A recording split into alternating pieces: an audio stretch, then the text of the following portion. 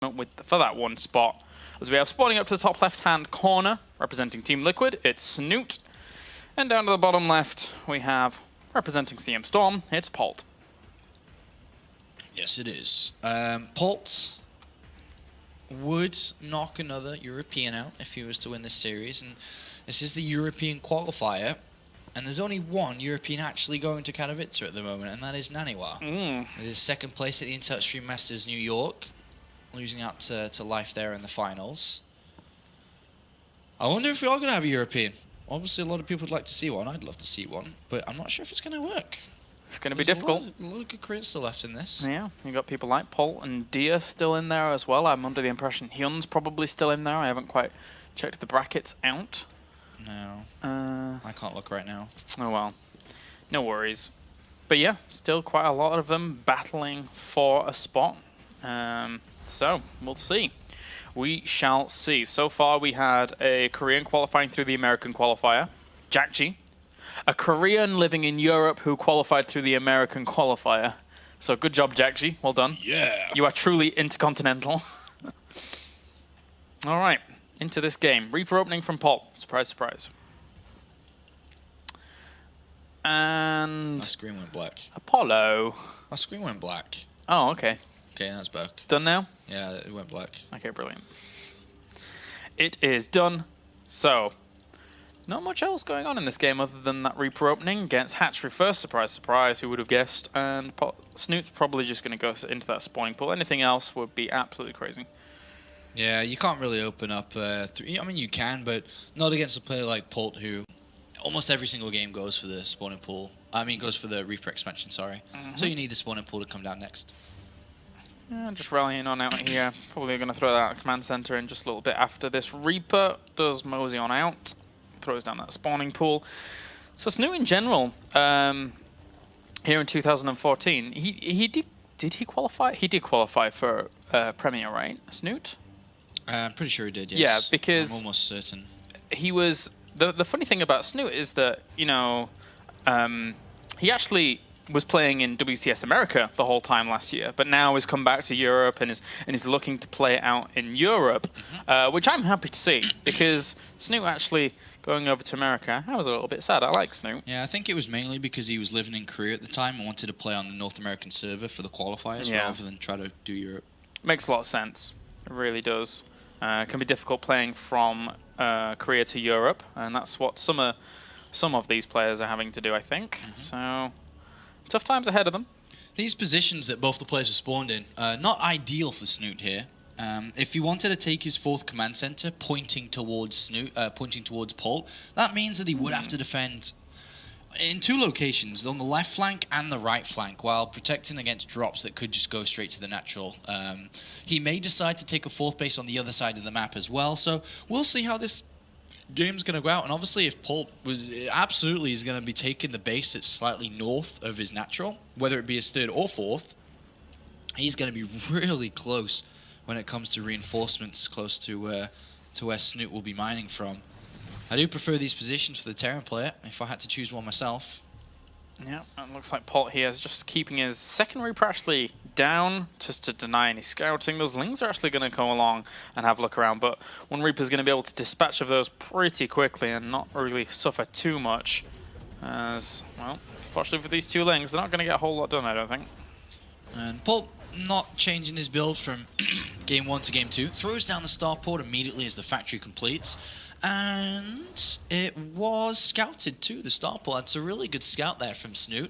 Even though you can mostly just imagine Polt doing the same game in, game out, which he does so often in every series he plays. It's always nice to get the actual confirmation. And that's really, really good news there from Snute. He can start his preparations for that Viking, for example, for the aggression that would waypoint forward. Good start. And by the looks of things, we actually just got an update. Harstem defeated Hyun 2-0 in the previous round. So now he's going to go up against Elfie, which is an extremely impressive result there from Harstem. So good for him, looking to move on through this bracket. Another cream bites the dust. And for now, we just have Polt pressuring on at that third location. Sends one Reaper forwards to have a look exactly what's going to be there to struggle with this at the third. And, well, Polt's putting on some good pressure. I'm liking it. Yeah, this is you know, exactly what he did in the previous game, but as the queens come down, this is going to be less and less likely. Oh, nice catch for the Reaper too. Yeah, as the queens come down and Zerglings should be made now, this is going to be less and less likely to do anything here. But I really like that we haven't seen a lot of Zerglings made from Snute. He's relying more on his queens, realizing that this isn't the real threat.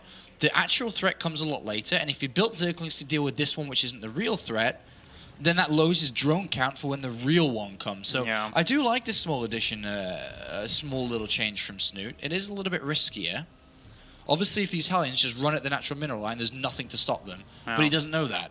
And it is a little bit risky. It is, I suppose you can say, smart by Snute to do it. Well, one of the nice things that Snute's done during this is also he scouted in with his Overlord and saw that there wasn't like a tech lab on the starport or anything, so he knows that there's no threat of any Banshees coming along, although he is getting Spore Crawlers in the mineral line, which I'm kind of surprised about since he spotted that there was only a reactor on that starport. Is there any particular reason he's getting those? Well, the Medivacs, I guess, when they come out as well. But yeah, there's no super need for the 2 Spore Crawlers. I do agree with you there. Oh well, he's going to try and push these Hellions away, and he will do for now. So a few Banelings morphing in actually here for the defense as well. Those are pretty quick Banelings here, gotta say. And even spreading some creep on from this high ground. Yeah, Polt now going to actually do his main attack. He's got his stim completed, he's got his units in the Medivac. Spore Crawlers also can be used for the Widow Mines detection as well, remember. But 3rd command center coming down from Polt. Engineering base should follow this. But here comes the attack. It's actually going to the natural. Very smart from Polt, changing up. He's going to drop on the natural by the looks of it. And then also keep his Hellions as a threat towards the 3rd. Snute already knows about this, though, pretty quickly. And, well, he's just going to set these links on rally, and that shoos him straight away, whilst their Queens are still holding on the right-hand side. So, wait, did the Viking did get 1 Overlord so far. Still patrolling around. Will not get that one on the right, so, unless he changes its path. Yeah, Snute not rushing up to lair, he's taking his time, he's making sure that Polt's aggression, that Polt dedicates to quite a lot with his resources, is shut down. And so far, this has been a really solid game from Snute. Alright, well, looks like Polt's going to push through here. Clean up a little bit of that creep, has to be careful of Banelings. That 1 Widow Miner has used its charge already, so it can't really do too much. These Hellions absolutely have to continue microing back, otherwise they are dead in the water. And still a lot of Banelings here. A lot of Banelings. A lot of drones as well. 20 drones. Wow, jeez. It's going up to 80 drones in total. So, I mean, like I said, Snute's changed a few things here, which has really made him a lot stronger than he was in the previous one. He just needs to keep up. Almost catched a Queen, but in the end does not. That 1 Widow Mine gets 1 Baneling kill, so not the most amazing of kills there, but there you go. And Polt still cleaning up this creep, trying to hold it back from the middle of the map. So once his income, once the influx of his production kicks in, that's going to be very nice for him. Yeah, it's been really good that at least something he has got in this game is slowing the creep spread down. But as you can see, Snute on top of it, trying to replenish it always, and he has decided to take the base to the top right. This is going to be a little bit more difficult to be able to protect, especially if we see a drop over there or something. Or maybe the main army going over there with drops towards the natural main. Going to be a definitely area of contention. So many Banelings, 25. So the Baneling count is currently sat at the same number of Marines up until these pop, but here goes the attempt at the wraparound. Will he get it? He actually gets quite a bit of that. And, well, Snute, there you go. Oh, the 3 Widow Mines, are they actually going to die? Okay, 2 die. He catches a few lings on the end as well there, but in the end, this was a great engagement for Snute. Yeah, great micro fight here too by both players. Polt edging out, getting a couple of Baneling kills there. But there's a lot of units being made here from Snute. Obviously realizing he's off a lot of units here from Polt. He's got the supply advantage. There is an opportunity here for Snute, especially with Baneling speed completing. He's not got in his +2 attack. He's probably not even thinking about Muteless right now. And this 3rd base placing an aggressive stance to waypoint faster and have his reinforcements there. It's going to have to be lifted. Yeah, certainly is. And those... okay, caught quite a few workers during all of that with those Banelings. Oh, my screen's gone black. Your screen's gone black again. Yeah, I don't know if I hit Windows key. Yeah, I think I did. Okay. Yeah, well, it didn't actually lag at all. Yeah, I don't want it to lag. I'm not going to go back in game. I don't want it to lag. Well, they're not doing anything. Go.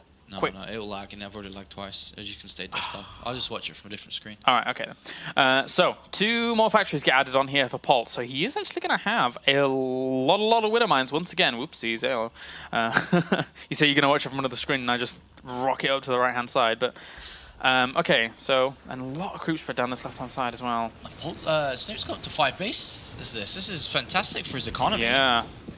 He's playing out a really good game number 2. Yeah, I definitely felt in game number 1, with losing that third oh. base, he put himself in such a disadvantageous position to get it back into it. But this one, as I expected here, I thought we'd see the better side of Snute, and we are. We saw a definite glimpse of it in game number 1, and he's playing this out really, really, really well. Very impressed with Snute's game 1 and 2. Well, he's going to clean up one Widow Mine on this right, and then from there on we have the 2-2 now lined up for Polt. Once he gets all of these Widow Mines, he's going to have so many Widow Mines if he keeps producing, as well as the Thor, kind of the backup tool. But they're not, the factories are way in the back there, so those Thors are going to take quite a while to reinforce, actually. You know, Polt's been supply blocked at 137 for a little bit there. And the army count is absolutely massive from Snute. He's deflected the early aggression, what Polt loves to dedicate to. He's just stopped Polt's style overall, really. And that's great micro as well. Yeah. Very, very well done there. The follow-up, the 1-2, the left and the right from Snute here. Yeah, look this at that. wraparound. It looked great until Polt picked up there, but that's units that are in the sky and not defending. Ooh, a few Banelings caught some of that bio down to the, up to the north, but meanwhile, actually, these links get cleaned up pretty well there by Polt, considering that he will actually clear this up and push it away. Yeah, but Polt's still not mining from just his third base, which is... You can think about some pro gamers like Innovation, for example. 8 minutes, 30 seconds he's mining that third base. It's now 60 minutes. He's still not properly mining from it. And Snute on 5 bases means he's got a lot of gas. Snute is gas heavy. Nom nom nom. Snute is full of gas. He certainly is. Snute is smelly. He might be. And he just needs to use this gas properly. Yeah, he's got a lot of it. He's getting out 4 more Mutalisks. He's going to go up to 30 Mutalisks. So his army is just flourishing. Really, really difficult here for Polt to hold on at this point. 1 Widow Mine connection on some of those Mutalisks. But in the end, if we just see Snute go for the wave across this army again, I think he could absolutely crush it. Yeah, and he's looking to try and trade some units again. It's going well for him. Remember, he's got a much, much better economy, so he can trade well. Yeah, we have Lings in the main, Lings in the natural as well, and doing all right for themselves, getting 25 workers across the entirety of this game, even finding room for himself. He's like, well, I feel so comfortable, I'm getting my infestation pit out, I'm going to kill your third off. This is spiraling out of control for our Terran. Yeah, I think this game was over a long time ago. Snute played greedy in the early stages, a little bit risky, but paid off. By joining up, well, you know, I think he had like 10 Lings, I think, at the point there was 6 Hellions and 2 Reapers or more. And it was just, he just knew exactly what was going to happen and just played exactly the right response. And this is the death march of Polt here. Unless he can do something with this army, he's not going to do something at all. And it is literally the death march because there are 38 odd Banelings about to morph. And he scans it and sees it all, and it's going to be kind of scary as they start rolling on forwards here. The Mutalisks also accompanying this, and unfortunately for Polt, he might get a little bit crushed. Oh.